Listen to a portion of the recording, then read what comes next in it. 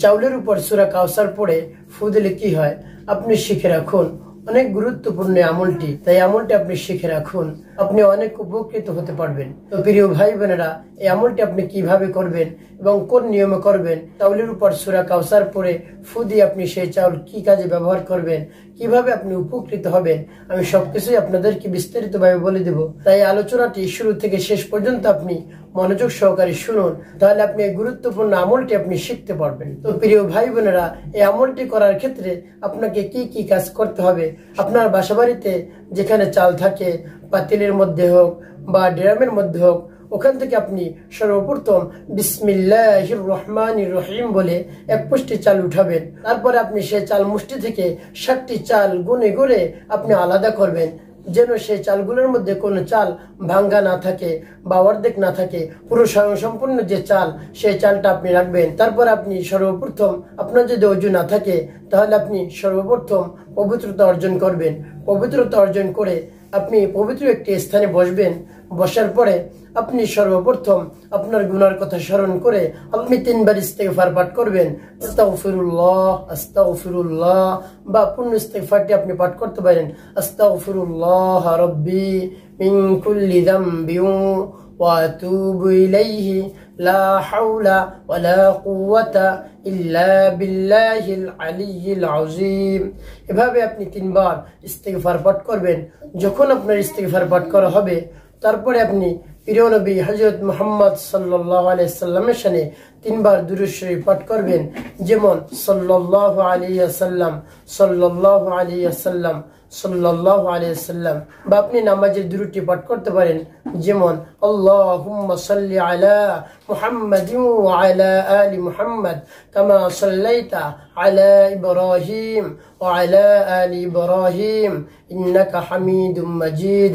আল্লাহুম্মা বারিক আলা মুহাম্মাদিন ওয়া আলা আলি মুহাম্মাদ كما باركت على إبراهيم وعلى آل إبراهيم إنك حميد مجيد।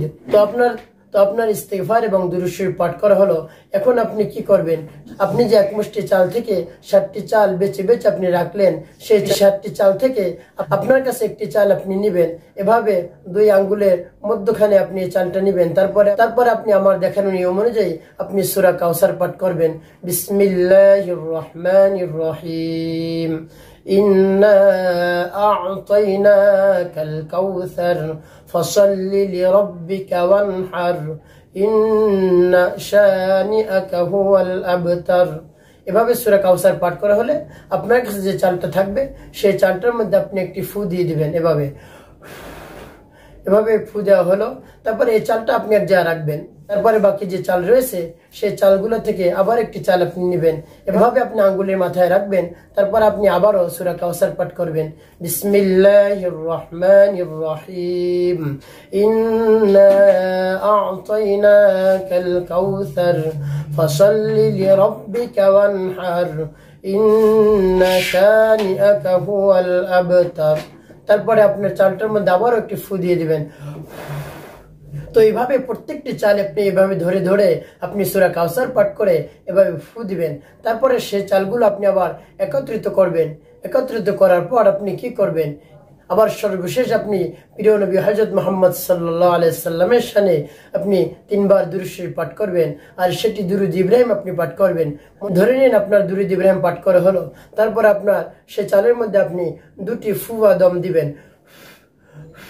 এভাবে মোট 60টি ফু দিয়ে আপনি আপনার আমলটি শেষ করবেন। তো প্রিয় ভাই বোনেরা, এই আমলটি আপনি কোন সময় করবেন? ফজরের নামাজের পরে যদি করতে পারেন তাহলে হলো সর্বোত্তম। অন্যথায় আপনি যে কোনো নামাজের পরে আপনি এই আমলটি করতে পারেন, কোনো ধরনের সমস্যা নেই। তবে যখন এই আমলটি করবেন তখন আল্লাহ রাব্বুল আলামিনের উপর পূর্ণ আস্থা রেখে, বিশ্বাস রেখে, ভক্তি রেখে, দৃঢ়তার সাথে আপনার মনকে স্থির রেখে এই আমলটি আপনি শুরু করবেন। তাহলে এই আমলটির মধ্যে যত ফজিলত রয়েছে, যত কার্যকারী রয়েছে, সেই কার্যকারী আপনি অতি দ্রুত আপনি পেয়ে যাবেন। অতি দ্রুত আপনি এই আমলের ফলাফল পেয়ে যাবেন। এই জন্য আপনি এভাবে আল্লাহ রাব্বুল আলামিনের উপর পূর্ণ বিশ্বাস রেখে আমলটি শুরু করবেন। প্রিয় ভাই বোনেরা, ধরে নেন আপনার আমলটা করা শেষ হলো। এখন আপনি এই চাল দিয়ে কি করবেন? আপনার পরিবারের বা আপনার আশপাশে বা আপনার আত্মীয় স্বজন বা আপনার পাড়া প্রতিবেশী যদি কারো বসন্ত রোগ বা পক্স উঠে, তাহলে তাকে আপনি এই 7টি চাল আপনি খাওয়াই দিবেন। সে চাবানো ছাড়াই এই 7টি চাল খেয়ে ফেলবে।